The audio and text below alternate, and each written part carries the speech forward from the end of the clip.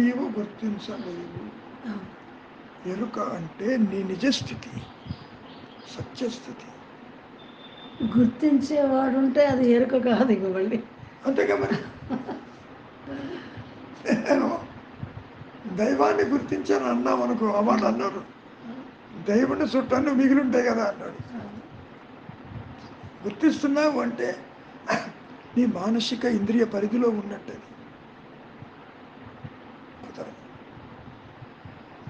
అయితే ఎగిరిపోతుందమ్మా. ఇప్పుడు కూడా అది లేదు. నీవు చూస్తున్నట్టు కనపడ్డా దేహాదులు, ఇళ్ళు వాకిళ్ళు స్వయం ప్రకాశం కాదు, అలా కనపడుతుంది.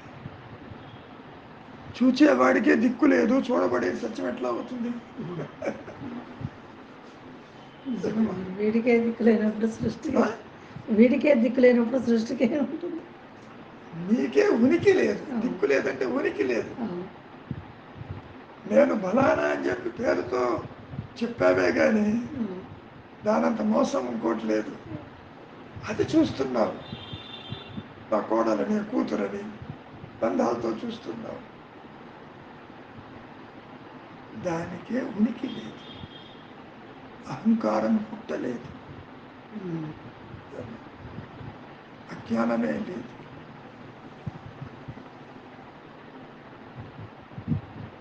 ఇప్పుడు చెప్పండి. ఆత్మ అంతటా ఉంటుంది అని చెప్తారు కదా గురుగారు. అమ్మా, ఇక్కడ అంతటా అనే పదం మాయలో చెప్పుకునే ఒక మాయ మాట. అంతటా అంటే ఉన్నదే అది అని చెప్పటం. అది మాటల్లో శ్రీధర్ అంటుంటాడు, అది మాత్రమే ఉన్నది వచ్చింది అంటే పక్కది ఉన్నదే అది. ఇప్పుడు అంతటా అని ఎందుకన్నారు? అదే నీవు మనస్సుతో ఇంద్రియాలతో ఎక్కడెక్కడ చూస్తున్నావో, ఏ ప్రదేశాలు చూస్తున్నావో, ఏ కళలు కంటున్నావో అదంతా ఆత్మేనని చెప్పటం. నిద్రపోయినా ఆత్మే, కలగన్నా ఆత్మే. నీకు దేశాలమ్మడి తిరుగుతూ ఉంటావా, ఆ తిరిగిన ఆ దేశాలు కూడా ఆత్మే అని చెప్పడం. అంతటా అనే పదం నీతో కలిపి నీవు చూస్తున్నదంతా ఆధారంతో చూస్తున్నావు కాబట్టి నగలన్నీ బంగారమే అన్నట్టు. అది కనీసం గుర్తు ఎప్పుడు ఉంటే ఇదంతా అదే అనేది కూడా మాట వస్తుంది. అసలు అది ఇది అనే అదే వద్దు, అదే మీరు చెప్తారు ఆ మాట. ఇక్కడ ఇంకో రహస్యం ఏంటంటే అంతటా ఉంది అదే అయినప్పుడు నీకు భయం ఎందుకు? అది మృత్యు భయం ఎందుకు? జనన భయం ఎందుకు? బంధ భయం ఎందుకు? అంతా అదే ఉంటే. నా దృష్టిలో అంతా అది ఉన్నదని చెప్పకూడదంట, అది అనుభవానికి రావాలి వాళ్ళకి. ఆత్మ ప్రకాశించిన తర్వాత ఉన్నదే అది, ఇదంతా కూడా అదే. స్వీట్ షాప్కి వెళ్తావు, రకరకాల స్వీట్స్ ఉంటాయి, అంతా పంచదారే. ఇదంతా కూడా పంచదారే అంటే నీకు అర్థమైంది. ఇదంతా కూడా ఆత్మే అంటే అర్థం కాదా? అంటే ఆధారము అదేను అని చెప్పడం. అంతేగాని ఒక స్టేజ్లో మహర్షి ఏమంటారంటే మాయ కూడా రియాలిటీ అన్నాడు. మాయ ఎందుకంటే ఆభరణం కూడా బంగారమే అన్నట్టు. నీకు అర్థం అవటానికి చెప్పిన మాట అది. అంతేగాని మాయ లేదు, ఏమీ లేదు, పుట్టుక లేదు, కర్మ లేదు, జన్మ లేదు, ప్రారంధం లేదు, సంచితము లేదు, ఏదీ లేదు. నా అనుభవంలో ఉన్నది ఎరుక, లేనిది సృష్టి. సృష్టిలో కూడా ఓ భాగమేగా.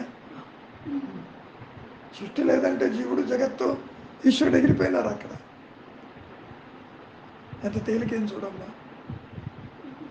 నిన్నేమన్నా వ్రతాలు చేయమన్నానా, చదవమన్నానా, యజ్ఞ యాగాలు చేయమన్నానా?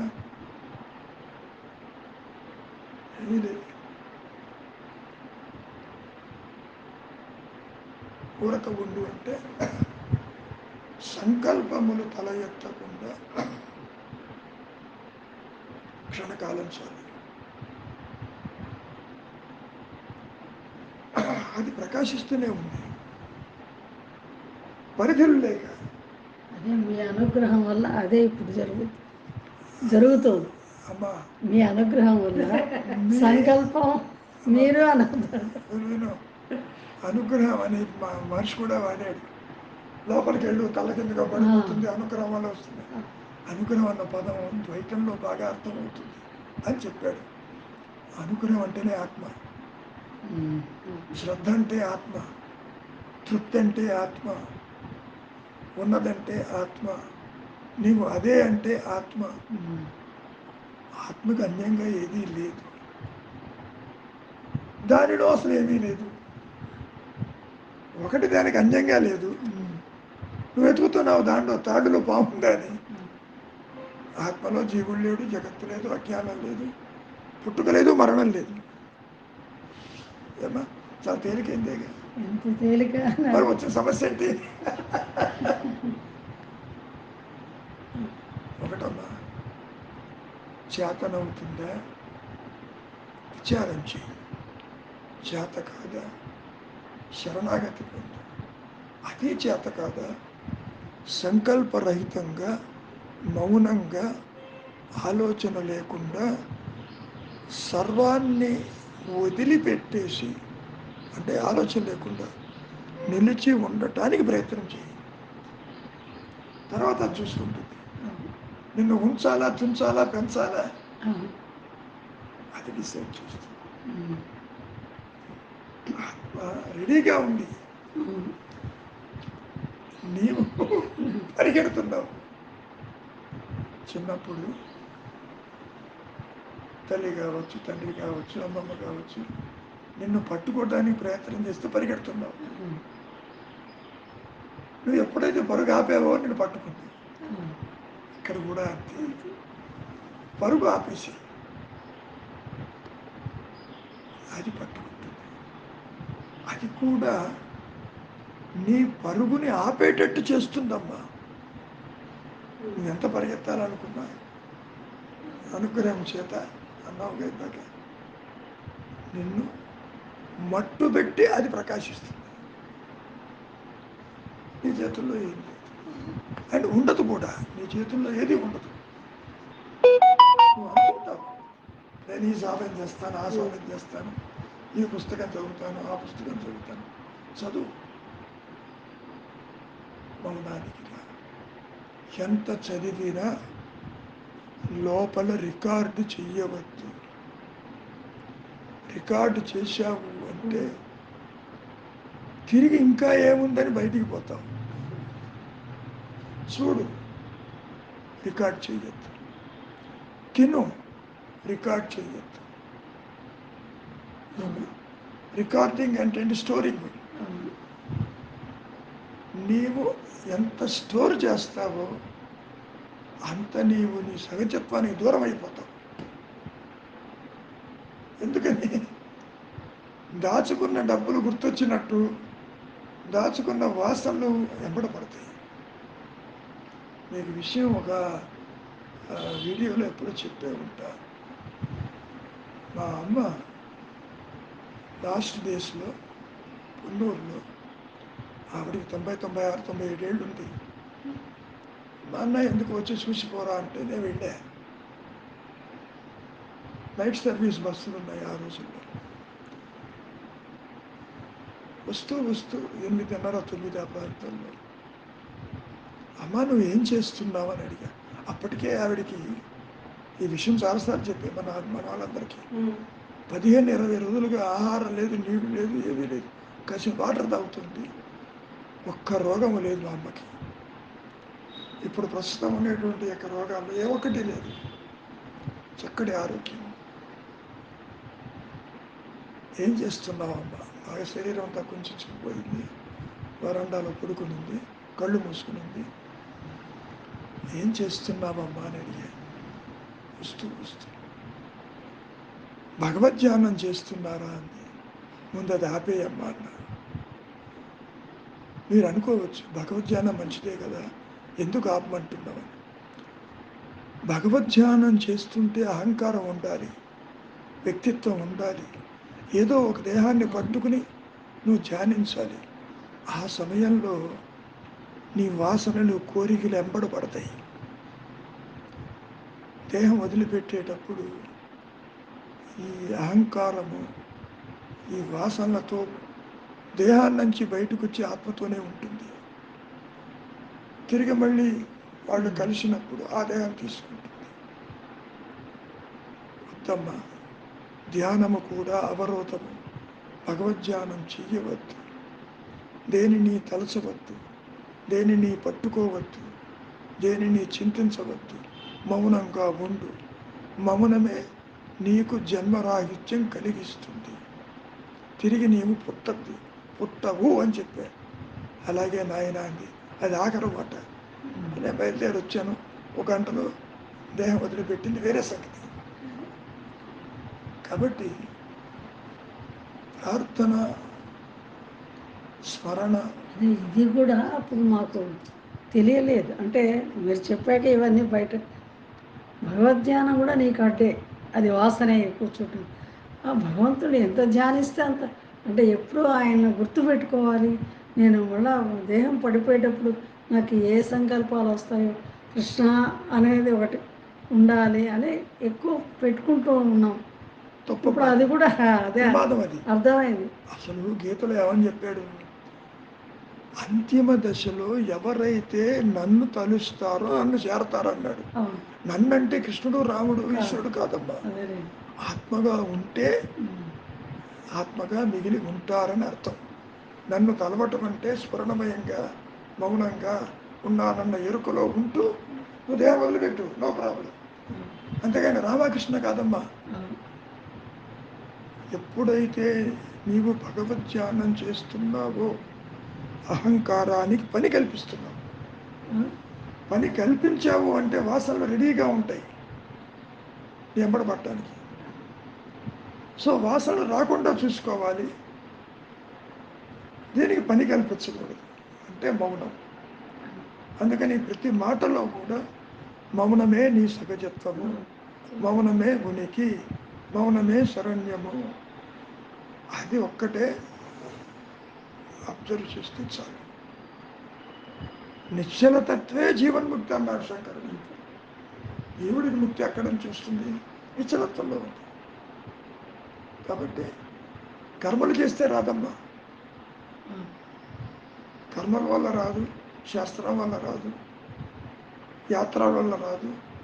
నువ్వు ఏ నీళ్ళల్లో ఉన్నా ముడుగు, నీళ్లు కలుషితం అవుతాయి తప్ప నీకు ముక్తి రాదు. బులోమని పుష్కరాలకి పోతూ ఉంటారు, అన్ని రోగాలు వస్తాయి అక్కడ. ఇవి అటువంటి ఆలోచన పరులకి నచ్చదు. నువ్వు ఇంకా ఈ పని చేయి, ఆ పని చేయి, అటుపో ఇటుపో, ఇటు తిరుగు అనుకుంటారు. ఈ భగవద్ధ్యానం కూడా వద్దు అనే ఆ మాట వింటే తట్టుకోలేరు జనాలు. ఎందుకని అలవాటైంది. చిన్నప్పటి నుంచి రామకృష్ణ అంటాం అలవాటైంది. అలవాటయ్యి పోని ఆ అలవాటులో ధ్యానం చేసేవాడు జయము చేస్తున్న జ్ఞానం నష్టమైతే పర్వాలే. త్రిపుటి అంటాం. త్రిపుటి నష్టమైతే మిగిలిన ఆత్మే ఉంటుంది. అట్లా నష్టం కాకుండా రామ రామ అంటూ కూర్చున్నాం అనుకో, రా అంటే అజ్ఞానం, మా అంటే ఆత్మ. అను నష్టం కావాలి. నష్టం అవడం అంటే తల ఎత్తకూడదు. నువ్వు నష్టానికి అంటలే, దాన్ని ఇంకా నువ్వు దీన్ని అట్టు పెట్టుకోవడానికి అంటున్నావు. నువ్వు నష్టపడతావు అంటే అనవు. అర్థమవుతుందా? మనస్సుకి పని కల్పించవద్దు. ఏ సంకల్పమైనా, ఏ ధ్యానమైనా, ఏ నామమైనా, ఏ రూపమైనా నీవు తలుస్తున్నావు అంటేనే అహంకారపు వేళ్ళు లోపలికి పోతాయి. ఇంకా మౌనం ఒక్కటే దానికి. అందుకనే అంట మౌనం అని. అదే ఎందుకని ఆయన చెప్పుకున్నారు మహర్షి, చింతా విహీనం ప్రతి చింతయాలి. మౌనం అనే పదము ఊరికే ఉంటాం కాదు, కాదు. ఎరుకతో కూడిన ఆలోచన లేని మనసు. ఎరుక ఉండాలి అక్కడ. ఉండాలి. ఎరుక అంటే ఇంగ్లీష్లో అవేర్నెస్, నేను ఉన్నానన్న జ్ఞానం. దాంతోపాటు సంకల్పం ఉండదు, అన్యత్వం ఉండదు.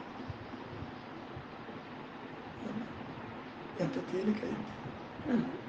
నిన్న ఏమైనా ఈ పంచి ఆ పంచి అన్నావా? ఏది ఊరక ఉంది. చెప్పమ్మా, ఇంకేమైనా ఉందా? అడుగు. ఏం లేదు, నిశ్చలత్వానికి వస్తోంది ఇప్పుడు. ఏమ్మా మనస్సు కొంచెం నిశ్చలం అవుతోంది. అమ్మా, కొంచెం అవటం కాదు, అది దాని జోలికి పోవద్దు. ఇక్కడ గతాన్ని తవ్వి తీసుకొస్తుంటావు. ఎక్కడో స్టోర్లో ఉంటుంది, ఏదో వస్తువు పెడతావు, ఎక్కడో మర్చిపోతావు. ఎక్కడుందో ఇల్లంతా ఎదుగుతావు, అమ్మాయి దొరికిందంటావు. అట్లా కాస్త ప్రశాంతంగా ఉంటే ఈ మనస్సు పూర్వ స్మృతులను తీసుకొస్తుంది. అవి రాకుండా కూడా, వాళ్ళందరికి రావమ్మా. అవి తల ఎత్తకుండా కూడా కొంచెం తల ఎత్తకుండా ఉండాలి అంటే స్మరించకూడదు, వాటిని స్మరించకూడదు. స్మరించకూడదు, విస్మరించాలి. స్మరించకుండా కూడా వస్తాయి కదా గురుగారు. రావమ్మా, నీ అనుమతి లేకుండా నీ ఆలోచన రాదు. నువ్వు దాన్ని ఎట్లా ఉంటుందంటే, తేనె తుట్టుని కదిలిస్తే ఈగలని మీద పడతాయి. ఊరికే ఒక తాటుగా అట్లా వస్తుంది. కానీ అసలు అమ్మా, ఈ ఆలోచన నీ ఆలోచనే కదా, ఇంకోళ్ళది కాదుగా. నువ్వు అనుకుంటేనే ఆలోచనతో బయటకు వచ్చి మాట్లాడతావు. వాటంతట అవి రావు, నీవు కావాలని తీసుకువచ్చి మాట్లాడతావు. ప్రయత్నం చేయి, రావమ్మా. అసలు మనస్సే లేదంటుంటే ఆలోచనలు ఎక్కడ ఉంటాయి?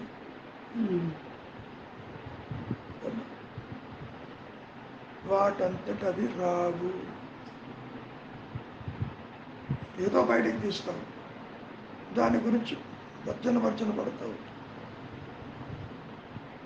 అది నీవు తవ్వి తీస్తున్నావు గతాన్ని.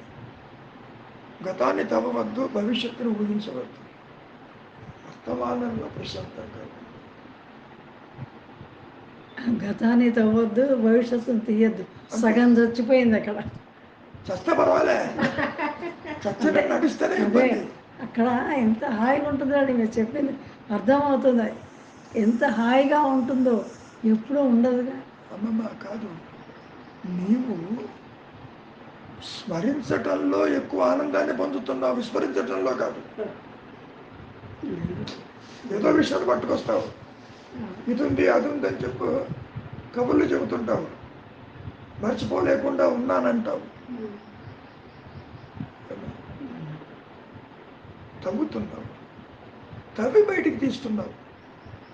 విస్మరించమంటే స్మరిస్తున్నావు. ఆ పంచి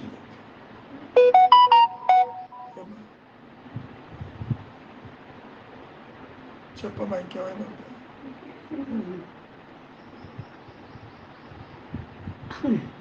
ఏం మాట్లాడినా అది మాట్లాడితే గన్ ఢామ్ అంటారని. అదే మాట్లాడేటప్పుడు అది దాని మీదే ఉంటే సరిగ్గా వస్తాయి మాటలు. దాని మీద ఒకటమ్మా, మాట రావాలి అంటే లోపల సంకల్పం ఉంటుంది. సంకల్పం మాటగా వస్తుంది. సంకల్పమే తల ఎత్తలేదు అనుకో, మాట ఉండదు.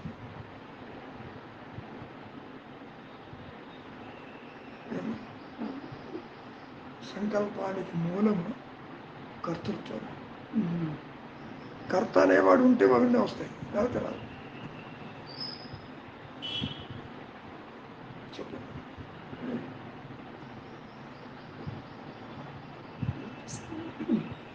అదే అభ్యాసం అనండి జరుగుతుంది. అంటే సంకల్పాలు లేకుండా వృత్తిరాహిత్యమే ఎరుక నిలబడి. లేదు తల్లి, అభ్యాసమే లేదు. అదేలేండి మీరు అంటారు, మేము చేస్తున్నప్పుడు నువ్వు చేస్తున్న మానేమంటున్నా. అభ్యాసం చేస్తున్నా, ఏం చేస్తున్నా అభ్యాసం? ఆలోచన రహితంగా రైతంగా నువ్వు చేయడం దేనికి? దాని జోలికి పోకపోతే ఎక్కడో పెట్టినటువంటి వస్తువుని తీయడం దేనికి? ఆ వస్తువు గురించి ఆలోచించడం దేనికి? ఆ వస్తువు నాకొద్దు నాకొద్దు అని అంటం దేనికి? ఏమా, నేను గతాన్ని స్మరించను అంటూ గతాన్ని గురించి ఆలోచించడం దేనికి? అభ్యాసం లేదు. అట్లా ఎప్పుడైనా మాట్లాడుతుంటే ఇంట్లో మా అబ్బాయి అంటాడు, మళ్ళీ అవన్నీ ముందుకు తెచ్చుకుంటున్నావు ఎందుకు మా అబ్బాయి. అమ్మా, మాట్లాడటం తప్పు లేదు. అంటే అవి పాతవి. ఆ, నువ్వు తీసుకురా, మాట్లాడు, ఇబ్బంది లేదు. ఆ. మూలము తెలిగి మాట్లాడు. ము- మూలము తిరిగి మాట్లాడితే అవి ఇబ్బంది కాదు. నా చిన్ననాటి విషయాలు కూడా చెబుతున్నా కదా నీకు. మూలంలో ఉంటూ నువ్వు స్మరించు, ఏమైనా చెయ్యి, ఇబ్బంది లేదు. మూలంలో ఉండడం అంటే ఆత్మగా ఉంటూ, ఆత్మ నెరిగి ఉంటూ, నువ్వు దేహం కాదు జ్ఞానంగా ఉంటూ మాట్లాడు. మహర్షి కూడా చిన్ననాటి విషయాలు చెప్తూ ఉండేవాడిగా. ఎట్లా చెబుతున్నాడు? మూలము నెరిగే చెబుతున్నాడుగా. గతాన్ని చెప్పొద్దని అంటం లేదు, మూలము నెరిగి చెప్పు. నీ ధ్యేయము నీవుగా నిలిచి ఉంటూ మనస్సు మూల ఏమన్నా ఉంటే చెప్పు, నో ప్రాబ్లం. అది నిన్ను బంధించదు. అది ఎట్లా ఉంటుందంటే అమ్మా, మూలము తెలియకపోతే ఈ అహంకారమే రాజ్యం వెళ్తుంది, వ్యక్తిత్వమే ఇంద్రియాల ద్వారా పరిగెడుతుంది. మూలము తెలిసిందనుకో, ఈ అహంకారం వెనకుంటుంది, ముందేమో జ్ఞానం ఉంటుంది. ముందు అంటే అసలు కళ్ళు తెరవంగానే జ్ఞానంతోనే ఉంటుంది. ఈ వ్యక్తిత్వం దూరంగా ఉంటుంది. అవసరం ఉంటే మాట్లాడుతుంది, లేకపోతే లేదు. అంటే ఆలోచన రాహిత్యమే కదా మూలం. అట్లా ఉండదమ్మా. ఆ తర్వాత ఆలోచన వచ్చినా రాకపోయినా మూలానికి ఇబ్బంది ఉండదు. తెర మీద బొమ్మ పడితే పడకపోతే అట్లా. ఆలోచన మూలము ఒకటి ఉందని అనుకుంటున్నావు, ఆ ఉన్న నిజంగా లేదది. అహంకార మూలమన్నా, దేహాత్మ బుద్ధి మూలమన్నా, ఆలోచన మూలమన్నా అది ఆత్మ కాదు. ఆత్మకి దీనికి సంబంధం లేదు. ఇప్పుడు సర్పరచు భయ భ్రాంతిలో నువ్వు తాడును ఎతకటల్లా, పావును ఎతుకుతున్నావు. లేని లేదని ఎప్పుడు తెలిసింది? తాడని తెలిసాక తెలిసింది. ఇప్పుడు కూడా ఉన్న సత్యము ప్రకాశించిన స్థితిలోనే తెలుస్తుంది ఇది లేదని. ఏమో అర్థమవుతుందా?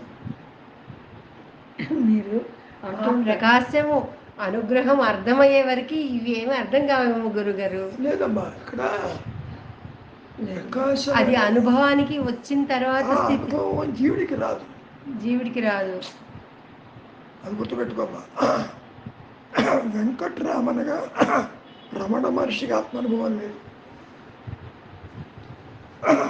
ఆత్మ అనుభవం ఆత్మకే ఉంటుంది. అది వచ్చేదాకా అంటున్నావు, అది ఆల్రెడీ ఉంది. నువ్వు పుట్టక ముందు అదే ఉంది, పుట్టిన తర్వాత అదే ఉంటుంది, నీవు నశించిపోయినా అదే ఉంటుంది. దానికి నీ జనన మరణాలకి ఏ సంబంధం లేదు. అదే ఇప్పుడు ఆలోచన రహితంగా ఉన్నప్పుడు ఎలా చెప్పాలి? పర్వాలేదు. ఆలోచన రహిత స్థితి ఈజ్ ఈక్వల్ టు ఆత్మ కాదమ్మా. కాదు కాదు, అప్పుడే ఎక్కడైతుంది అట్లా. అప్పుడేను కాదు, ఇక్కడ తర్వాత నీకే తెలుస్తుంది. ఆలోచన ఉన్నా లేకపోయినా ఆత్మ ప్రకాశానికి అడ్డు లేదని. నీవు కళ్ళు మూసుకున్నా కళ్ళు తెరిచిన సూర్యకాంతికి అని అడ్డా? ఏమా అర్థమవుతుందా? ఆలోచన లేకపోతే ఆత్మ ప్రకాశిస్తుందని, ఆలోచన ఉంటే ప్రకాశించదని అనుకోవటం కూడా పొరపాటు.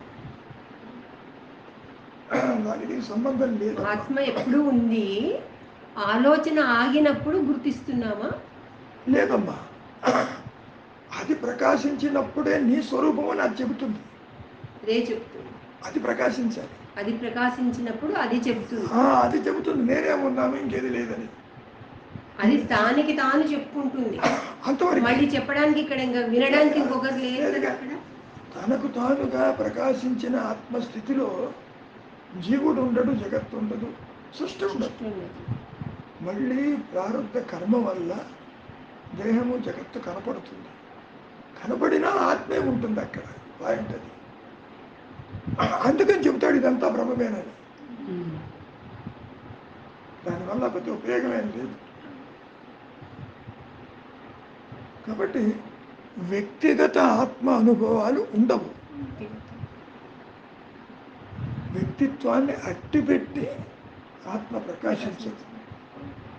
చీకటిని అట్టిపెట్టి వెలుగు ఉండదు. ఏమా జ్ఞాన ప్రకాశంలో ద్వైతం ఉండదు. ద్వైత ప్రకాశంలో జ్ఞానం ఉన్నా నీకు తెలియదు, నీ స్వరూపం అని తెలియదు. ఎందుకంటే ఇదే ఎక్కువ ఫోకస్ అయ్యింది కదా. ఎందుకని? వాసన వల్ల. వాసన. జీవుడు పుడుతున్నాడు అంటేనే కోరికలతో వస్తున్నాడు. ఇక్కడ బాగా ద్వేషాలతో వస్తాడు, బంధాలతో వస్తాడు. ఉండని వాటిని గురించి చింతించద్దు. ఈ దేహము ఏ పని మీద వచ్చిందో అది జరిగి తీరుతుంది. దాని గురించి వరే కావద్దు. దేనిని ఆపడానికి ట్రై చేయొద్దు. ఏది చెయ్యడానికి మౌనంగా ఉండడం ఉత్తమం. మౌనం అంటే ఇందాక చెప్పానే, ఎరుకతో కూడిన ఆలోచన లేని స్థితి. ఏమా ఎంత తేలికైంది. నేను ఏమైనా కష్టపడమన్నానా? ఎరుక తెలియాలంటే కూడా అనుగ్రహం ఉండాలి కదా. అమ్మమ్మ, ఎరుక నీకు తెలియదు.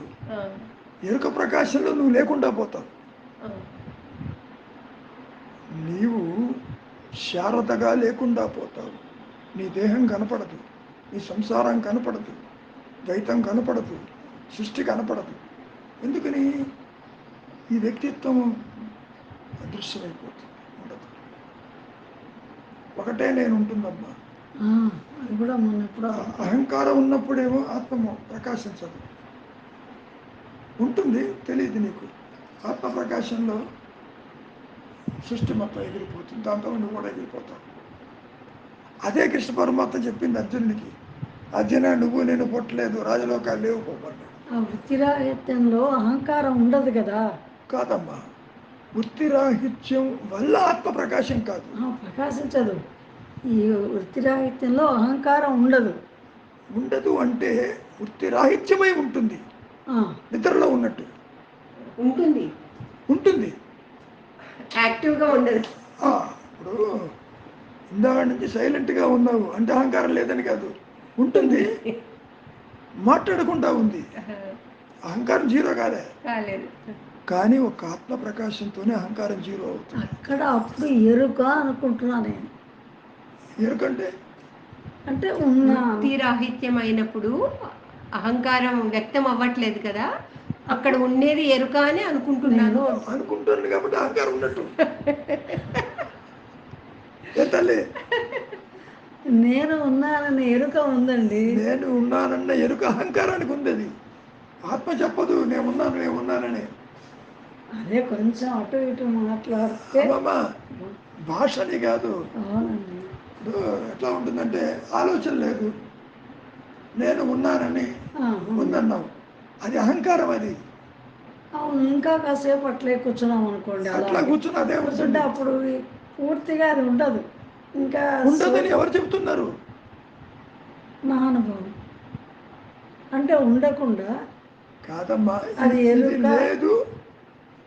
ఎరుకనా నువ్వు చూడలేవు, ఎరుక ప్రకాశంలో నీవు ఉండవు.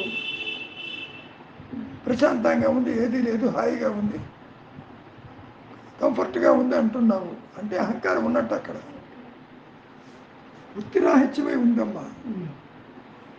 మౌనంలో కూడా అహంకారం నష్టం కాదు. ఎప్పుడెప్పుడు దూకాలని చూస్తుంది బయట. కాసేపు ఊరికే కూర్చోమంటే ఉమ్. పిల్లవాడు ఆడుకునేవాడిని చదువుకోకుండా చదువుకుంటాడా? అవును. నువ్వు చెప్పేవాడిని కూర్చుంటాడు, కానీ వాడి దృష్టి అంతా అటే ఉంటుంది. ఇక్కడ కూడా విషయాల మీద వృత్తిరాహిత్యమైన మనస్సు నష్టం కాదు, నష్టం అయితే ఆత్మస్థితే ఇంకా. తాత్కాలికంగా లయం అవుతుంది. అవును. నిద్రలో కూడా అదే జరుగుతుంది. ఉమ్. ఇది తల ఎత్తకుండా ఉండాలి అంటే ఒక్క ఆత్మ ప్రకాశించాలి. అది నీ చేతుల్లో ఉండదు. అది గురువు ఆజ్ఞ, ఆత్మ ఇది భగవంతుడు ఏ పేరన్నా పెట్టు, అది దాని ఇష్టం. మనల్ని ఎప్పుడూ వరిస్తుంది. ఆ? భరించడానికి నువ్వు ఉంటేగా. ఇదేమన్నా సినిమా డైలాగా? అంటే ఒక దాంట్లో ఎప్పుడో చూసాను. లేదమ్మా లేదమ్మా, భక్తి ఆత్మ దేనిని భక్తిని వరించదు. ఏదో లేదమ్మా, వరించదు. దానికి అన్యంగా ఏది లేదు వరించడానికి.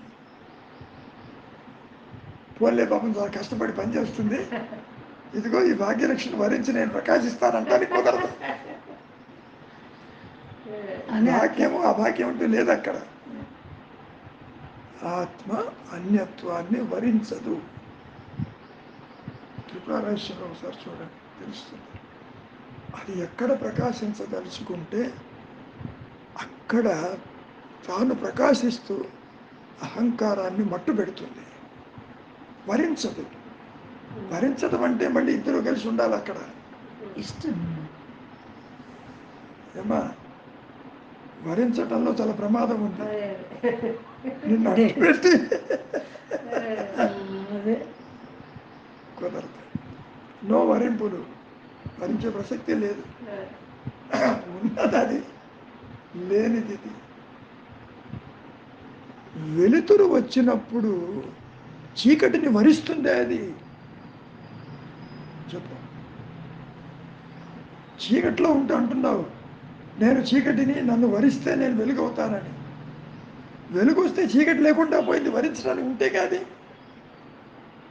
అంటే ఆ శక్తికి అనుగ్రహం అనేది కలగాలి. నిజమేనమ్మా, కలగాలంటే నువ్వు మిగులుంటేగా. నువ్వు ఉంటే మాట బాగానే ఉంటుంది, అట్లా ఉండదు. అనుగ్రహము అన్యత్వం లేనిది అనుగ్రహం. కానీ నీ దృష్టిలో భగవంతుడు అన్యము, గురువు అన్యము, ఇతరులు అన్యము ఉంది. ఆత్మ కూడా అన్యమే నీకు. అందుకని అనుగ్రహమని వరించడం వల్ల మాటలు మాట్లాడుతున్నాడు. అది వరించదు, నష్టపెడుతుంది, సంహరిస్తుంది. నిన్ను గట్టిగా మాట్లాడుతుంది. నువ్వేమనుకుంటావు? నేను బతికి ఉంటూ ఆత్మని దర్శించాలనుకుంటావు. నిన్ను మట్టు పెట్టి నేను ప్రకాశిస్తానంటుంది అది. అప్పుడు నీకు తెలియదు. అదే ఎప్పుడు ఏమన్నా ఎప్పుడు 80 ఏళ్ళు వచ్చాయి, ఇంకా ఎప్పుడు దేహానికి వయస్తుంది, నీకు కాదుగా. నీవు శాశ్వతమైనటువంటి ఎరుకవి. దేహానికి 80 వస్తాయి, 90 వస్తాయి, 100 వస్తాయి, 125 కూడా వస్తాయి. దానివల్ల ప్రయోజనం ఏం లేదు. దానివల్ల ఉపయోగం ఏముంది? దేహం ఉంటే లేకపోతే. కాబట్టి నన్ను ఎప్పుడు భరిస్తుందో ఇది ఏమన్నా సీతా కళ్యాణమా? నిన్ను అట్టి పెట్టి వరించదు, నిన్ను మట్టు పెడుతుంది. దానికి నువ్వు సిద్ధంగా ఉంటే అది కొంచెం ఫాస్ట్ అవుతుంది. అబ్బాబే ఊరికి అర్థం కాదు. అంటే అది కావాలి. సిద్ధంగా ఉంటే ఇది నేను లేకుండా సిద్ధం అంటే ఏంటో తెలుసా?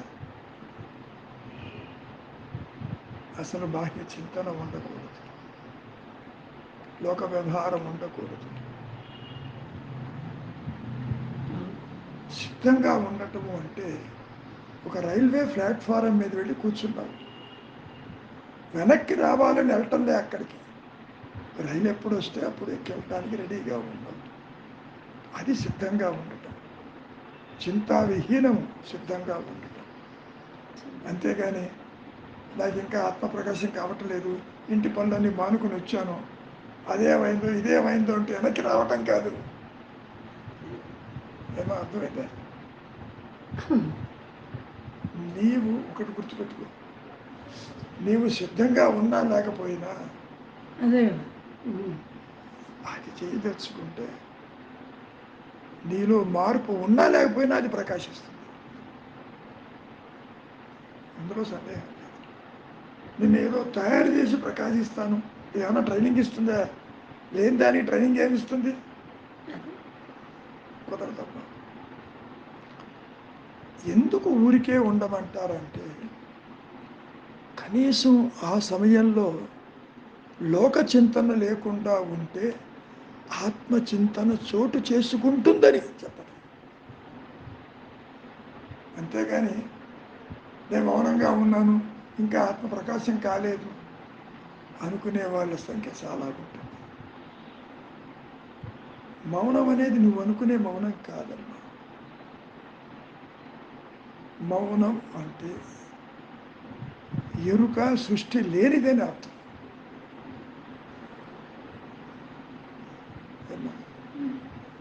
మాటలతో చెప్పేది కాదు. పోనీ సంకల్పం అంటే ఏంటో చూడు, లోపల ఏమైనా ఉందేమో చూడు. ఏమీ లేదు. సంకల్పం అంటే ఏం లేదు. సంకల్పించేవాడు ఉన్నాడా? అది లేదు. ఏమీ లేని దానికే ఇన్ని శాస్త్రాలు, ఇన్ని బోధలు, ఇన్ని డైరెక్షన్స్, ఇన్ని కష్టాలు.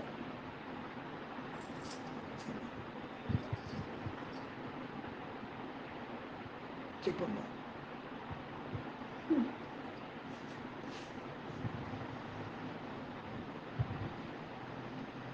నీవు ఏమీ చెయ్యలేవు. నీ నిస్సహాయతని అర్థం చేసుకుని నిశ్చలంగా ఉండు. అంతవరకు. నువ్వేదో సాధించేది కాదు. సాధన లేదు. నీకు అసలు ఉనికే లేదు. ఫస్ట్ పాయింట్ చెప్పు.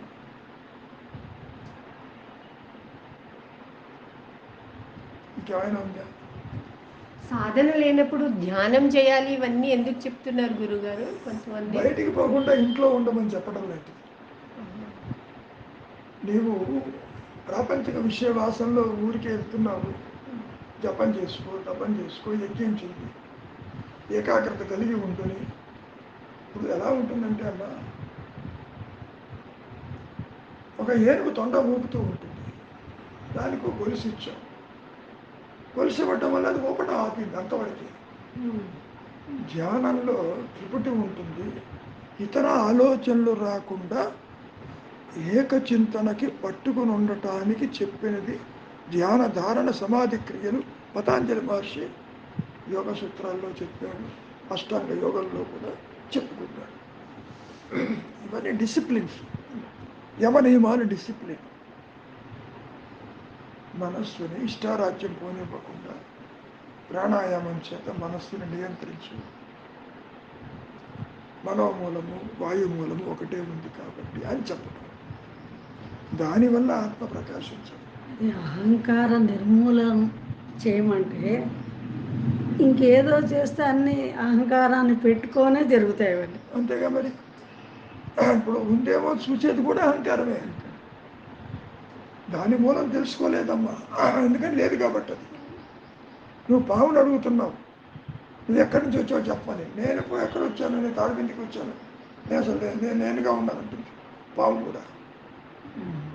దేని మీదకి రాలేదంటుంది. ఇక్కడ విశేషం ఏంటంటే లేనిది ఉన్నట్టుగా కనపడుతుంది కాబట్టి ఉందేమో చూడు. దేహమా నేనంటల్లా, ఆత్మకు అనాల్సిన పని లేదు. మధ్యలో నేను నేను నాది అంటున్నావు. ఆ నేను అని ఉన్నదేమో చూడు. అది నువ్వే చూడాలి. నేనెవరన్న విచారము ఈజ్ ఈక్వల్ టు ఆత్మ కాదమ్మా. అట్లా ఉండదు. సమాధానం దిక్కు తెలియకుండా వెళ్ళిపోతాం. నేను తెలియదు అసలు.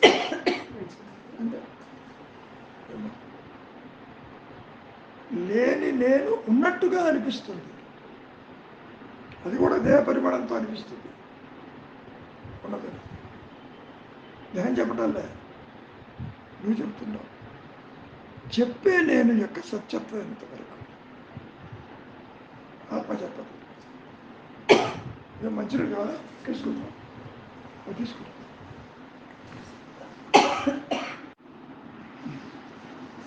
చెప్పమ్మా, ఇంకేమైనా ఉంటుంది? అహంకారాన్ని నేనుగా నష్టం చేసుకోలేను, ఆ అనుగ్రహంలో నష్టం అవ్వాల్సింది పూర్తిగా. కాకపోతే సద్గంధ పఠనం వల్ల, గురువుల యొక్క సాంగత్యం వల్ల, వారి బోధల వల్ల నీలో మార్పు వచ్చి నీ ప్రోగ్రాములో ఉంటేనే మౌనానికి వస్తాం. ప్రోగ్రాం అంటే ప్రారంభం, లేకపోతే రాదు.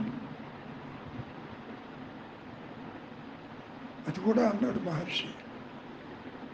ఒక న్యూట్రల్ గ్రౌండ్ ఉంటుంది, అక్కడ నిద్ర ఉండదు, కల ఉండదు, మెళుకు ఉండదు, ఆత్మప్రకాశం ఉండదు, అయినా నీవు ఉంటావు. అంతవరకు నీ ప్రారంభంలో భాగం అది మాయలు. ఎప్పుడైతే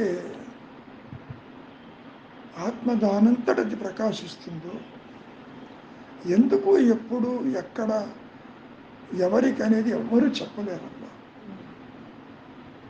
ఉన్నది అది. అది ప్రకాశించినప్పుడు ఈ జీవుడు అనేవాడు ఉండడు. ఉన్నది ముక్త స్థితి అని చెప్పాడు. సర్వాన్ని నడిపించేది ఆ జ్ఞానం. నీ చేతుల్లో లేదు. నీవు ఒక పనిముట్టువి. ఈ సృష్టి మొత్తాన్ని ఆడిస్తూ ఉంటే నువ్వు విడిగా ఏం చెప్పక్కర్లే. నాకు ఇది కావాలి, అది కావాలి, ఇది వద్దు, ఇది బాగుంటుంది. నువ్వు ఎంత మొత్తుకున్నా నీ మాట అది వెందు.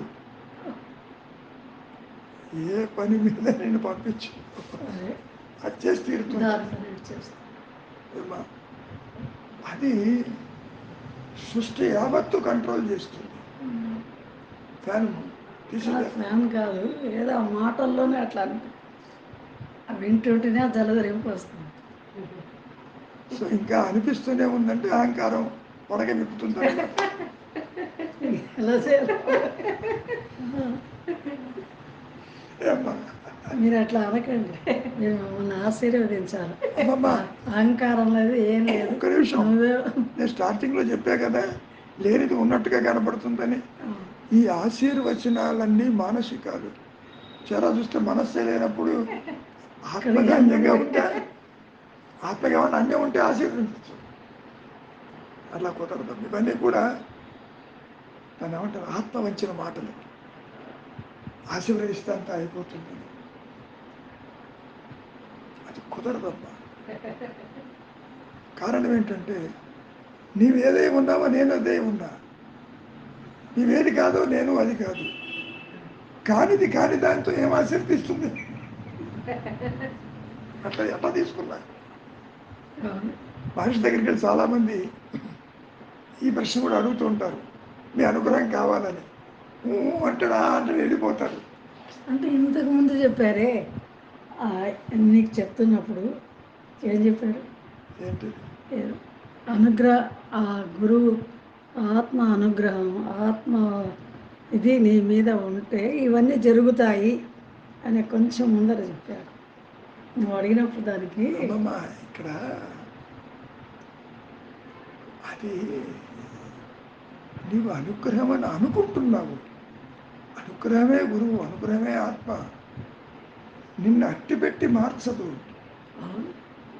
అసలు నీకు ఆత్మకి విడిగా ఉనికి లేదు. అంటే నీవు లేవు, అసలు నేను లేదు అంటున్నా కూడా, చెప్తున్నా పెద్దలు గురువులు అన్నా కూడా, ఇంకా నేను ఉన్న జీవుడు ఉన్నాడు అనుకోండి, ఉన్నాడు అనుకుందాం కొంచెంసేపు. అప్పుడు నీకు ఇట్లా చెప్తే అర్థం కాదు, అసలు నిన్ను మట్టు పెట్టేశానంటే నీకు అప్పుడు తెలుస్తుంది అని అది చెప్తుంది కదా. ఇప్పుడు కూడా అంతే. ఎందుకంటే నువ్వు అనొచ్చు, నన్ను మట్టు పెట్టండి అంటే సమయం వచ్చినప్పుడు చూస్తానులే బొమ్మంట. ఎందుకని ఆత్మ చెప్పదు. అమ్మా, వెలుతురు చెబుతుందా చీకటి లేకుండా చేస్తానని? వెలుతురు దృష్టిలో చీకటి లేదు అసలు. అవును. బయట మాయలో చెప్పుకోవటానికి వ్యక్తిత్వాన్ని నిలబెట్టుకుంటూ స్వరూప జ్ఞానం కలగటం అనేది కుదరదు అని చెప్పటానికి.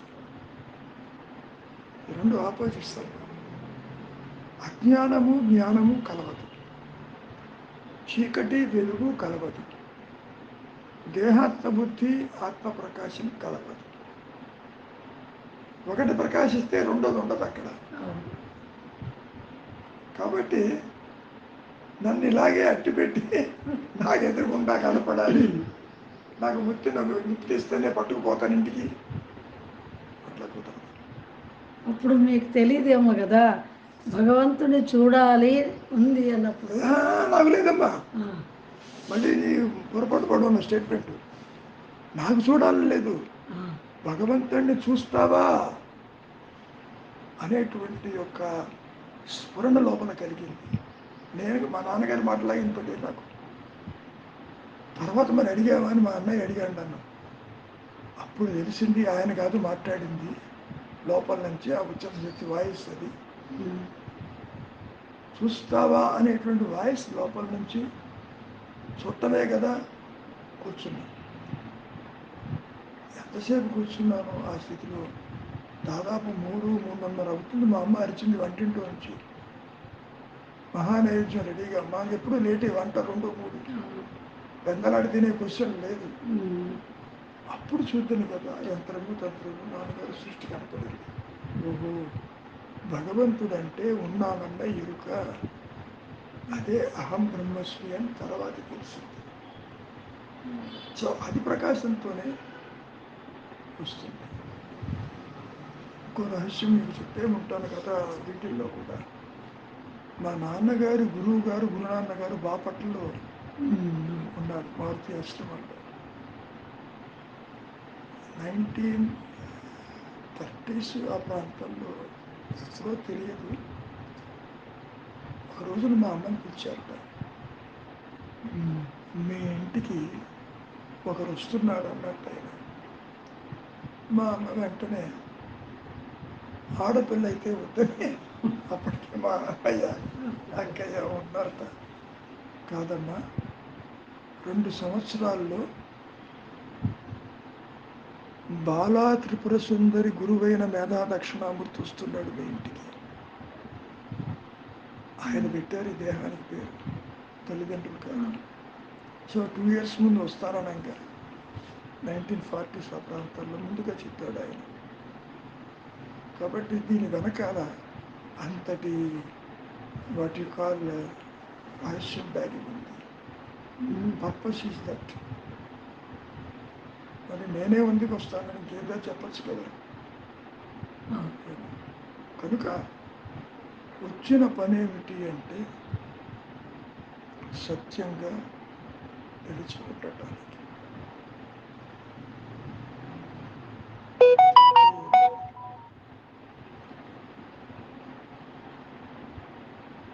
చెప్పమ్మా, ఇక్కడ ఏంటంటే ఎందుకు పుట్టాలి, ఎందుకు పోవాలి, ఇది అసత్యమని తెలుసుకోవటానికి రావాలి.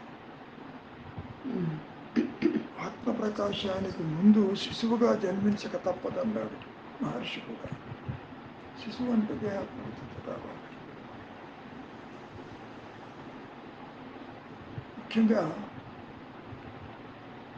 ఈ ఆత్మ విద్య అనేది భిన్న వయస్సులో ఏర్పడాలి. ఆ మాట కూడా అడిగారు మహర్షి. ఎప్పటి నుంచి ఎప్పుడు తెలుసుకోవాలంటే చిన్న వయస్సులో. కానీ వయస్సు పెరిగిన కొద్దీ లోక వ్యవహారం చోటు చేసుకుంటుంది లోపల, అవును. బయటపడటం కష్టం. అంతేగాని వయస్సు పెరుగుతున్న కొద్దీ మీ అనుభవాలన్నీ చోటు చేసుకుని బంధాలు పెంచుకుంటూ ఉంటారు. సాధన చేయకపోతే చేయలేరు, వదలకపోతే వదలలేరు. చిన్న వయస్సు అంటే నా దృష్టిలో 10 సంవత్సరాలకు ముందే జరగాలి. ఉమ్, వయస్సు పెరిగిన కొద్దీ బంధాలు మోహాలు ఎక్కువైపోతుంది. సో అది అక్కడే ఒక చారిత్రాత్మక విషయం మా అమ్మ నాతో చెప్తూ ఉండేది. ఆ విషయం లేకపోతే నాకు తెలియదు. నాకు తెలిసిందల్లా నా అనుభవం వల్ల నేను అంటే జ్ఞానం. దేహం ఉన్నా లేకపోయినా అది మాత్రమే ఉన్నది. అంతవరకు తెలిసింది అనేది ఎవరికి? ఆత్మకే, జీవుడికి కాదు. వ్యక్తిగతంగా తెలుసుకునేది కాదు. అర్థమవుతుంది. ఇప్పుడు చెప్పండి ఇంకేమైనా. ఇంకొకటి, నాతో కలిపి ఇదంతా అసత్యము అంటున్నప్పుడు మాయను నేను అంటే ఎక్కడి వరకు అసత్యమేగా. వ్యక్తిత్వంతో అంటున్నావు. వ్యక్తిత్వం వరకు వ్యక్తిత్వంతో దేహపూర్తితో చెబుతున్నావు.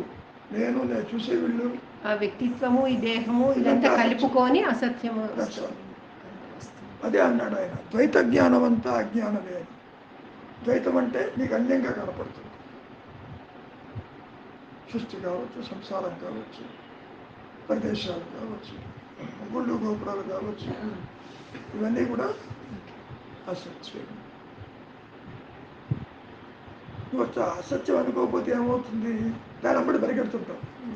ఇవాళ ఏకాదశి, రేపు ద్వాదశి, ఇంకో పుణ్య దినాలు, ఆ దినాలు, ఈ దినాలు అంటే పరిగెడతావు కదా.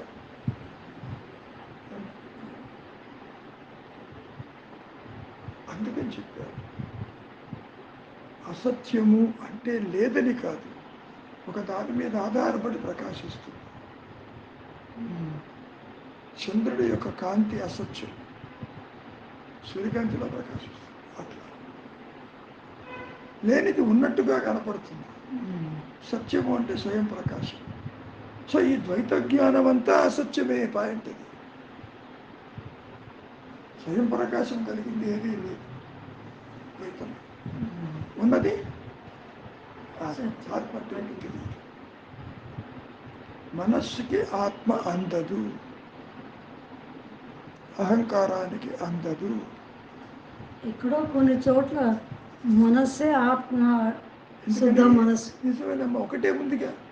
శుద్ధ మనసే ఆత్మ అనేది. ఇప్పుడు ఉన్న ఒకే నేను అన్యత్వాన్ని చూడకపోతే ఆత్మగా తను తాను చూస్తుంది. అది అర్థం అవ్వడానికి ఒకటే నేనుందని చెప్పడం. ఏమా, ఆత్మ చేతిలో ఈ అహంకారం ఒక పనిముట్టు. ఇది ఒక నీడ లాంటిది. నీ నీడ నేల మీద పట్టప్పుడు అది పట్టుకోగలదా? నిన్ను పట్టుకోదు. మీకు అనుభవం అయినప్పుడు పిడుగుపడ్డట్టు అన్నారు. అప్పుడు ఇదంతా లేదు, మీకు లేదు. కాదమ్మా, సృష్టి అంతా లేదు కదా. కాదమ్మా, ఆ అనుభవంలో నా స్వరూపం మాత్రమే ఉన్నది. ఉన్నది అంటే ఇది కనపడలేదు. దానికి అన్నిగా మళ్ళీ చూసాగా. మళ్ళా చూసారులేండి. చూసినప్పుడు కూడా ఇదే ఉంది. అది కనపడుతున్నా దానికి విలువ లేదు. అదే నీడ అన్నదానికి నేను అనుకుంటున్నాను. అనుభవంగా మీరు ఉన్నప్పుడు అసలు ఆత్మే ఉంది, అదే అనుభవం. ఈ నీడ అనేది సృష్టి. నీడ అనేది వస్తువు ఉంటే నీడ పడుతుంది. నీడ అనేది ఒక వస్తువు ఉంటే వెలుతురులో దాన్ని నీడ పడుతుంది. ఆత్మ వస్తువు కాదుగా నీడబట్టడానికి. నీడని ఎందుకు చెప్పానంటే దాని మీద ఆధారపడి ఇది ఉన్నదని చెప్పడం. ఏ విధంగా అయితే నీడకి వస్తువుకి సంబంధం ఉందో ఇక్కడ కూడా అహంకారం నీడ వంటిది. కానీ ఆత్మ వస్తువు కాదు. మళ్ళీ ఇది నేనంటుంది. ఆత్మ నేనంటుంది. అది స్మరణగా ఉంటుంది. ఇదేమో వ్యక్తిత్వంతో చెబుతుంది, నాది నాది అంటుంది. ఈ రెండుకి సంబంధం లేదు, కుదరదు. కాబట్టి ఉన్నది ఏది చాలా సూక్ష్మంగా ఉంటుంది ఎరుక, లేనిది ఏది సృష్టి. ఉమ్. సృష్టి అంటే జనన మరణాలు, సృష్టి అంటే జీవుడు, జగస్సు, ఈశ్వరుడు, ఇవన్నీ అవస్థాత్రయములు పైగా. అన్యత్వం లేనిది ఆత్మ, అమ్మా, అన్యత్వం లేనిది ఆత్మ. అన్యత్వం అనే పదం కంటే ఉమ్. ఏకం నా ద్వితీయం అన్నారు ఆదిశంకర్. ఏకంలో నా ద్వితీయం రెండోది లేదు. ఉమ్. ఏకం అంటే అదే ఉన్నదని అర్థం. ఇక్కడ జీవుడికి అంత అన్యంగా ఉంది. అంత అన్యత్వం అంతా విడిది.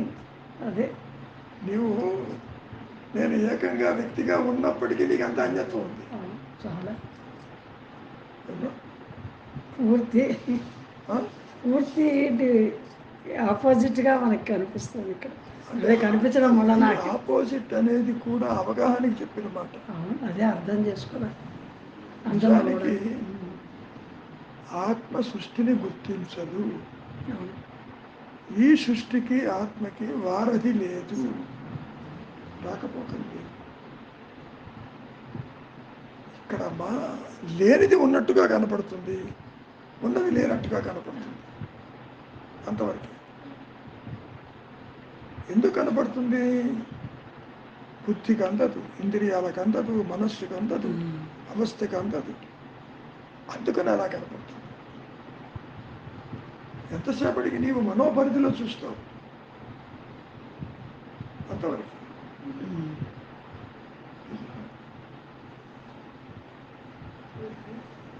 ఇప్పుడు చెప్తాను.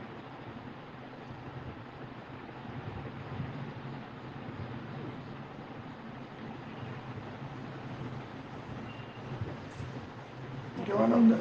ఏం లేచావు? టైమింగ్ ఏం- ఐదు